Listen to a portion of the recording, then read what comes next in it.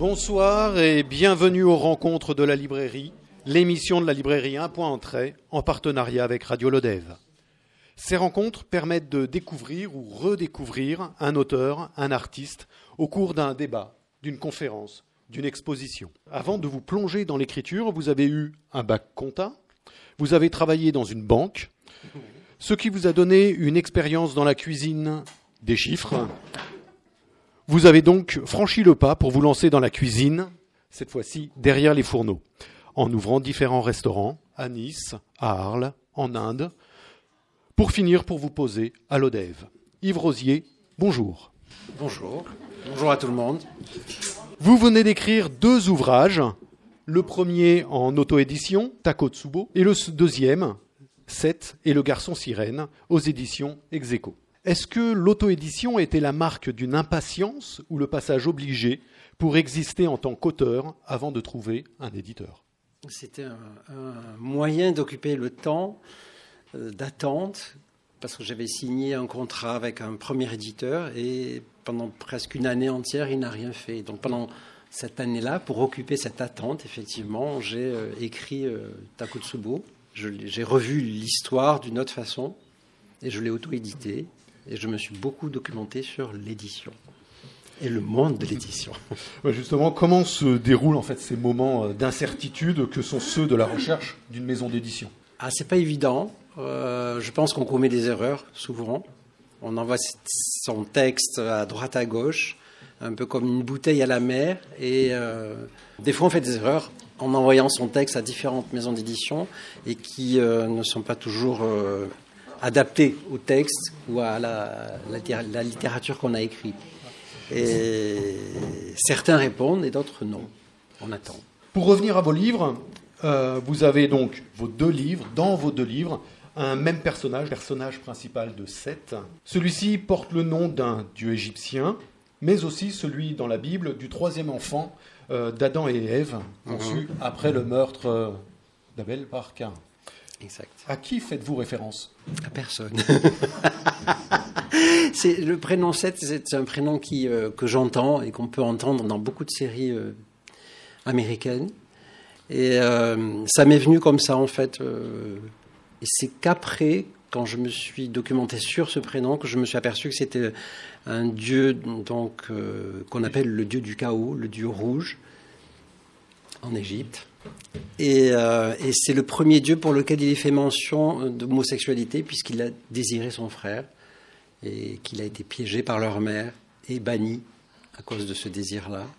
Et ça allait étonnamment bien avec le personnage, puisque le personnage est roux. Donc, Seth le rouge, Seth le roux. Alors, pour commencer et rentrer en matière, je vous propose de lire un premier extrait. Alors, donc, ça sera page 70 du livre « Seth et le garçon sirène ». Très tôt, j'ai su que je n'étais pas comme les autres. J'ai rapidement censuré une partie de moi dont j'avais honte. J'ai caché un pan de ma personne. J'ai masqué une part de mon intimité. Je me suis nié. J'ai vécu ainsi, dans l'oubli et le rejet d'une part de moi-même, poussé à frôler la folie. Patiemment, j'ai construit ma névrose. Ce n'était pas toujours rose. What a pity.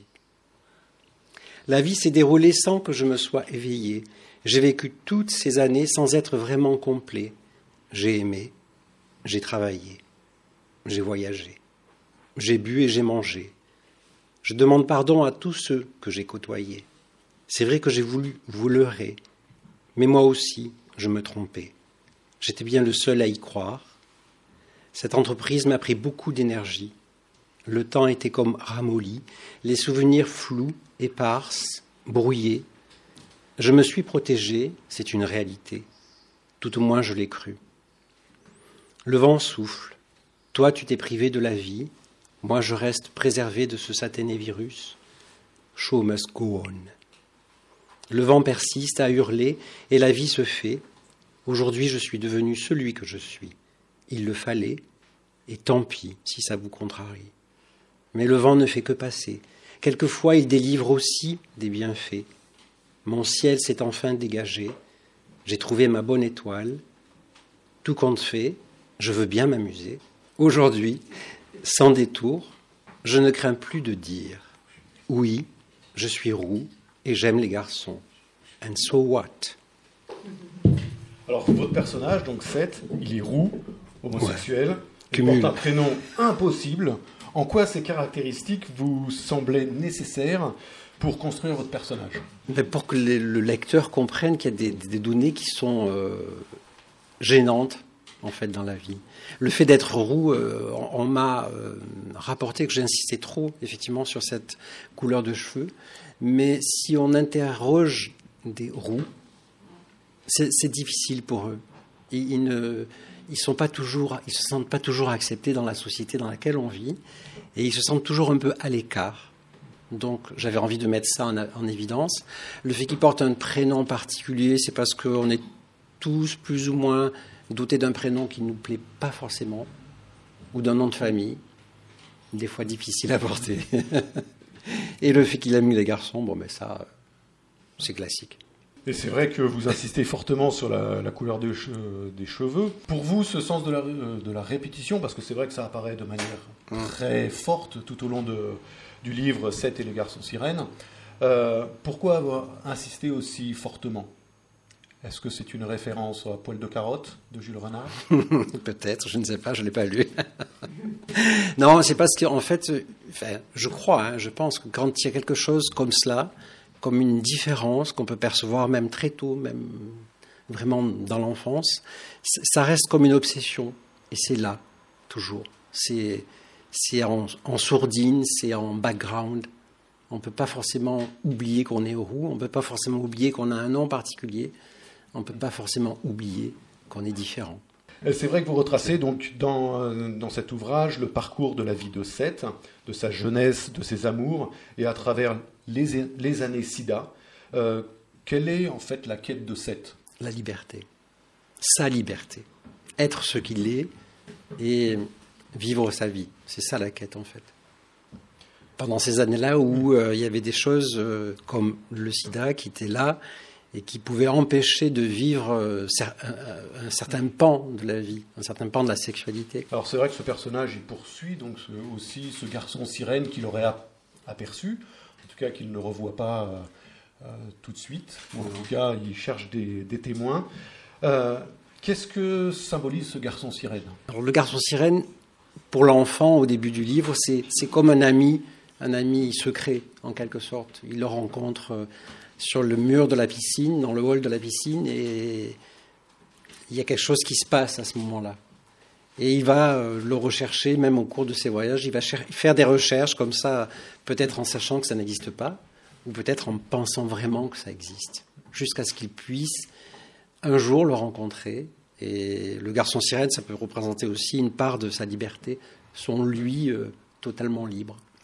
Est-ce que ça pourrait aussi symboliser la question de l'homosexualité ou de la représentation du sida en cette période-là, c'est-à-dire ce personnage qui accompagne systématiquement, ou ce symbole qui accompagne systématiquement ce personnage de Seth, cette représentation de l'homosexualité peut-être, cette recherche?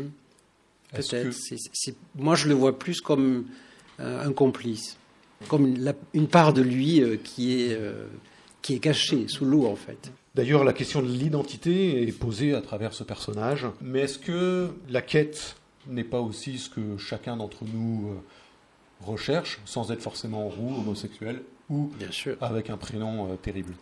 Bien sûr, j'invite tout le monde à chercher sa propre part de liberté et sa propre part d'être intégral, sans toujours avoir besoin de cacher derrière un paravent ce que l'on peut être. Soyons nous-mêmes. D'ailleurs, il y a la question justement de cette appartenance. Est-ce que la question de l'appartenance prévaut à celle de sa recherche d'identité?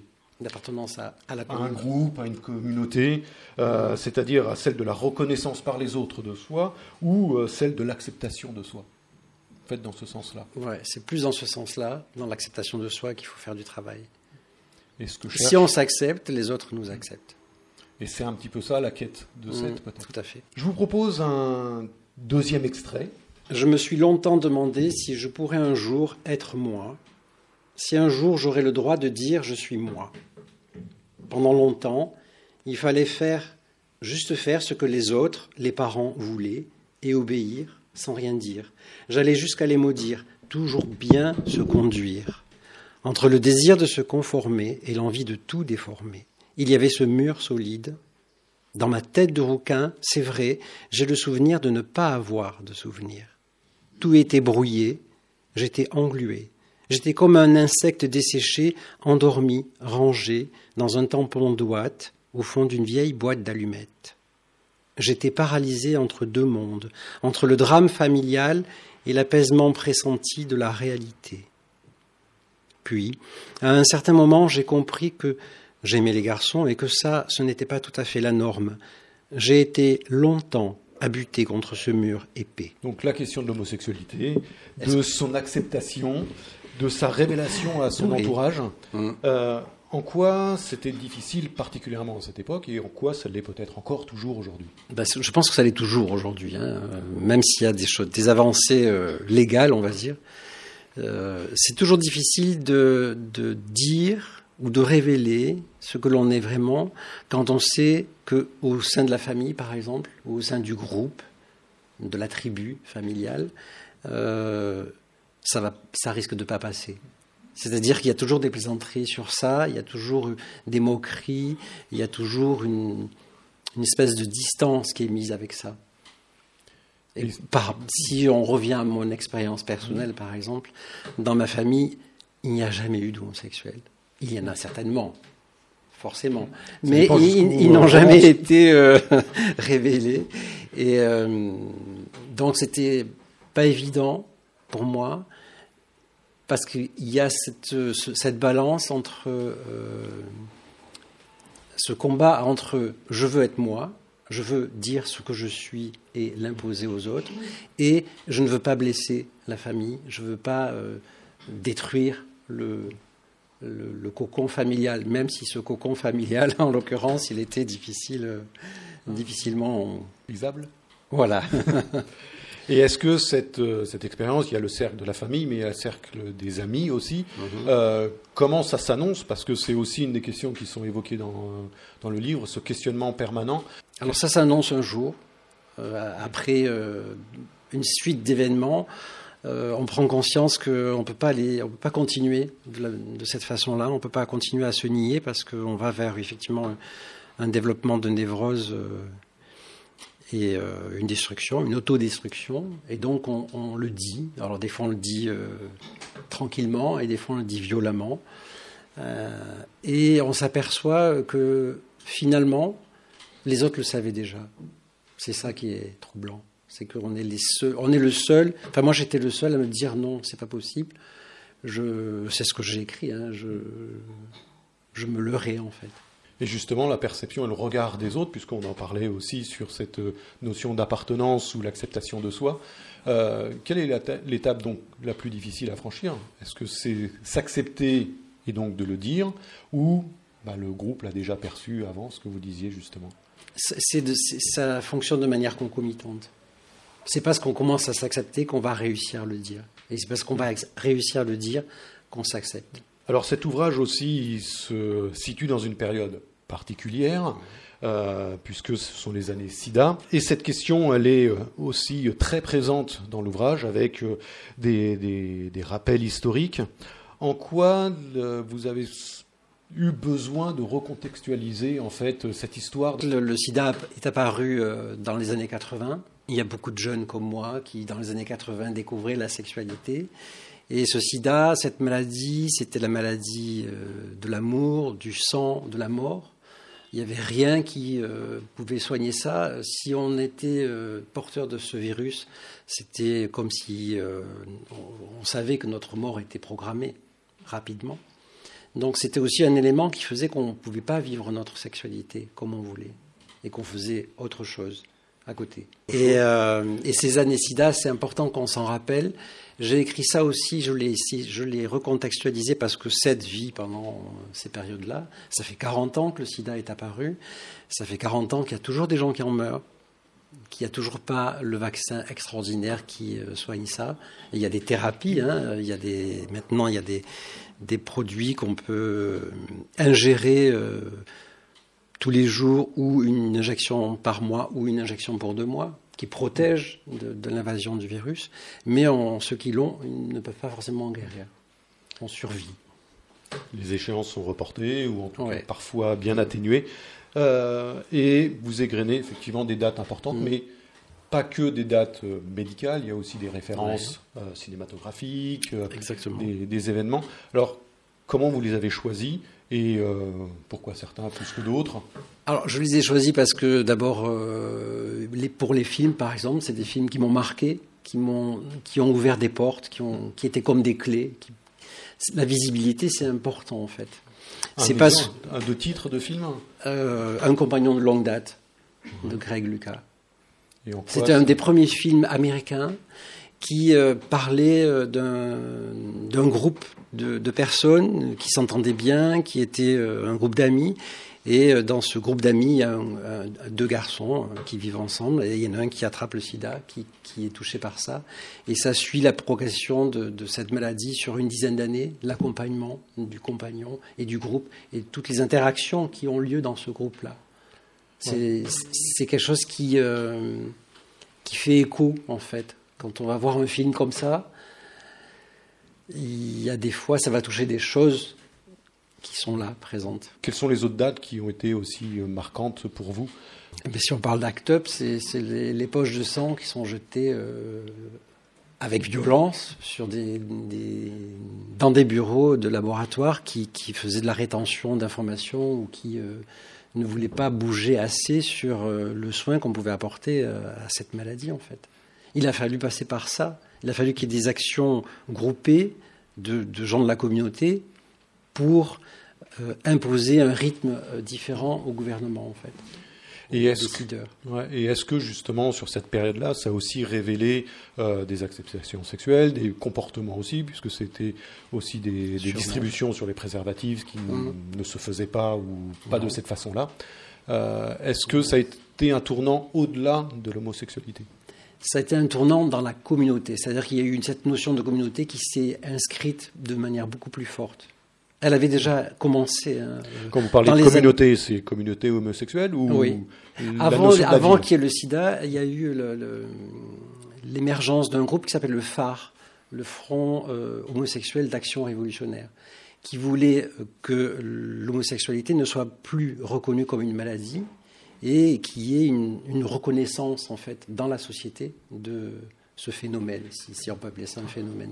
Je crois que la loi, c'était en 80 aussi, ou 82. C'est en 82, oui. Ou 1, je ne sais plus. C'est des années Mitterrand, ça.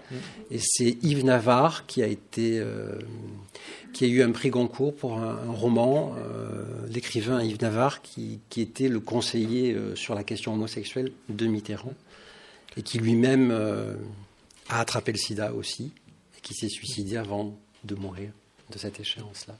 Déjà, la question de la fin de vie était évoquée à cette époque-là, de manière peut-être aussi dramatique. Vous avez construit le livre « Seth et le garçon sirène » dans une chronologie cassée, en voyageant dans le temps et les lieux. Quel effet narratif avez-vous cherché, en fait, en déstructurant la chronologie lieu et espace? Le fait que quand on est homosexuel et qu'on a du mal à accepter ce que l'on est, on va et on vient, on vit entre différents mondes, en fait. Et on est souvent bousculé, on n'est pas vraiment présent à l'instant présent. C'est ça la difficulté. C'est-à-dire on pense à ce qui s'est passé ou ce qu'on aurait pu faire, et puis on pense au futur, et le présent se déroule sans qu'on y soit vraiment là. Et dans le texte, il y a ces allers et retours, il y a ces réminiscences de souvenirs, et c'est ce côté un peu bing-bing, la tête qui ballotte. Parce qu'on ne sait pas où se placer, en fait. Même après la révélation, le rapport aux autres et l'acceptation de soi, il y a toujours cette notion de décalage. Ça reste. C'est bien aussi de faire bling-bling. Oui. C'est pas forcément réservé aux homosexuels, je pense. Non, peut être non. Décalé à tous les niveaux. Oui. Dans le livre Takotsubo, donc l'autre version, la narration est plus linéaire et se construit sous forme d'une enquête à travers différents témoignages. Une même thématique, mais un mode narratif différent. Qu'apportent en fait ces deux ouvrages sur un même personnage? Mais c'est un travail d'écriture, en fait. Autant Seth et le garçon sirène, c'est un travail qui s'approche plus d'un travail poétique, on va dire. C'est écrit. Certains me disent que c'est trop écrit, mais c'est écrit. Dans Takotsubo, c'est un travail sur le langage oral, c'est-à-dire que ce sont des personnes, ce sont toutes les personnes qui ont rencontré Seth, qui ont connu Seth, et qui s'expriment. Et à travers tous ces témoignages, le portrait de Seth se fabrique. C'est le lecteur qui fabrique. J'ai donné du travail au lecteur. C'est le lecteur qui doit faire ce travail-là de construction, de reconstruire le puzzle qui fait le personnage. Et donc, ça, c'est deux versions de l'histoire. En fait, c'est la même histoire. Et il y a en principe une troisième chose qui va arriver après. On verra ça après. J'aime bien malaxer les choses. Justement, pour avoir la comparaison sur une thématique identique, je vous propose en fait de lire 2 extraits, un dans chaque livre. Le premier, donc c'est page 25 du livre 7 et les garçons sirènes. D'accord. Et ensuite, ça sera dans Takotsubo, page 96. Je l'observe frontalement. C'est fou comme la nuit permet certaines audaces. Je me mets à le questionner. Je ne sais pas pourquoi, je sens que cette nuit, je dois être curieux. Il semble d'accord pour répondre à mes demandes. Il me raconte qu'il veut devenir médecin, peut-être cardiologue. Si j'y arrive, ce n'est pas évident. Je dois reprendre les études après l'armée. Ça va pas être facile, mais mes parents seront tellement contents. Après, je verrai. Son objectif premier, c'est de réussir professionnellement. Et le reste suivra. Il parle, et j'ai l'impression de le connaître. Il se livre, et je ressens une sensation diffuse, quelque chose d'ancien, quelque chose d'archaïque. Aurait-il déjà fait partie de ma vie ? Et toi, qu'est-ce que tu vas faire après ? Je ne sais pas trop. Je suis un peu touche-à-tout. J'aimerais naviguer, voyager. À vrai dire, j'en sais pas trop. J'en sais trop rien. Ça dépendra de ce qui se présentera. Le train file assidûment et tangue au maximum de sa vitesse, serpent de fer enragé, sifflant dans les ténèbres noires. Pourtant, le tapage métallique se fait berceuse. Quand tu as enfin accédé au rang de médecin cardiologue, tout a basculé. Tu m'avais prévenu et je m'étais acharné à ne pas me préparer. Je ne voulais pas y croire, j'étais aveugle. Pourtant, tu as épousé cette Bérénice, plus pour tes parents que pour elle. Tu ne t'en es jamais caché. C'est à ce moment-là que j'ai ressenti pour la première fois comme une boule noire qui appuyait sur ma poitrine. Elle comprimait toute la zone et mon souffle en était diminué. Mon cœur me faisait mal. Mais tu ne pouvais faire autrement. Avouer ton penchant aurait été un tsunami dans ta famille, une honte dans ton milieu. Être homosexuel, c'était encore très tabou dans cette période-là, et la maladie qui faisait des ravages ne nous encourageait pas beaucoup à nous dévoiler. 2 versions de la même histoire, même si dans les 2 cas, en fait, c'est aussi une approche, parce qu'il y en a un c'est un courrier qu'envoie Seth à Vincent, si je me trompe pas. Oui, tout à fait. Voilà. Et l'autre, c'est aussi la version vécue en direct, quasiment. Pourquoi avoir fait comme ça un rebond sur ces événements ? Une envie, et j'attendais que ce fameux éditeur fasse ce qu'il avait promis de faire, parce que j'avais signé un contrat, donc j'étais lié à cet éditeur. Et donc, je me suis dit, tiens, pourquoi je n'écrirais pas, en fait, ce qui pourrait se passer après que Seth ait disparu. Qu'est-ce qui se passerait si on interrogeait tous les gens qu'il avait connus? Qu'est-ce qu'il pourrait dire?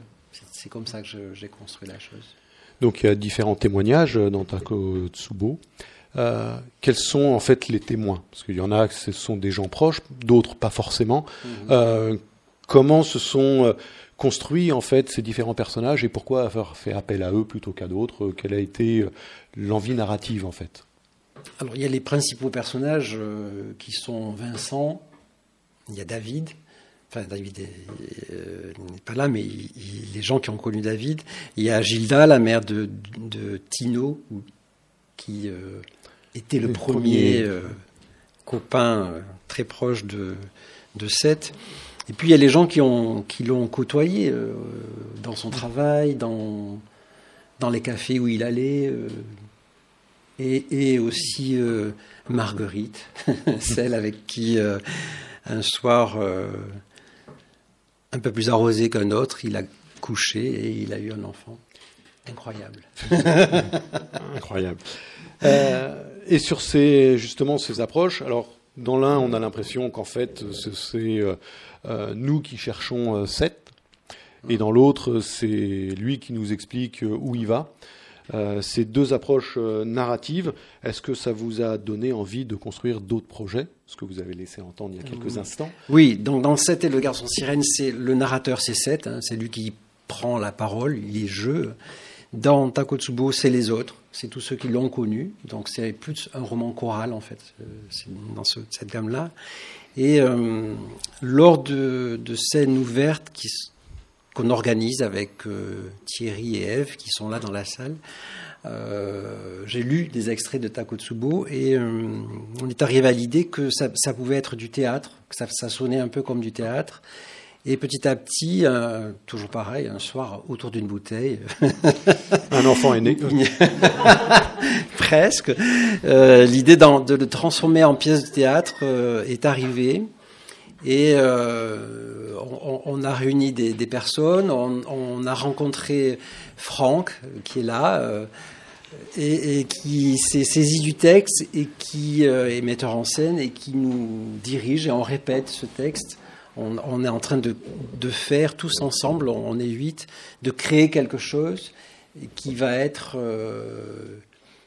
plus qu'une évocation de la vie de Seth. Seth ne sera jamais sur scène, il sera là, très présent, un peu comme dans Takotsubo, mais voilà, c'est les autres qui vont arriver à faire le portrait de Seth. Alors, est-ce que c'est un projet dans lequel c'est réécrit ou c'est vraiment extrait de Takotsubo, ou alors il y a des choses qui viennent c'est puiser d'ailleurs. C'est un hybride. C'est à la fois les textes de Takotsubo qui sont retravaillés pour que ça puisse être un peu plus dynamique que là, dans l'écrit. Et il y a des parties de Seth qui viennent enrichir le texte. Voilà. Yves Rosier, merci pour vos réponses. Merci à Radio Lodève pour la diffusion de cette rencontre et tout particulièrement à Anne pour la technique. Je vous invite à découvrir évidemment le programme de la librairie sur notre site. C'est les prochaines rencontres. Si vous souhaitez vous informer, n'hésitez pas à vous inscrire sur notre newsletter. Merci et à bientôt. Merci à vous tous et vous toutes.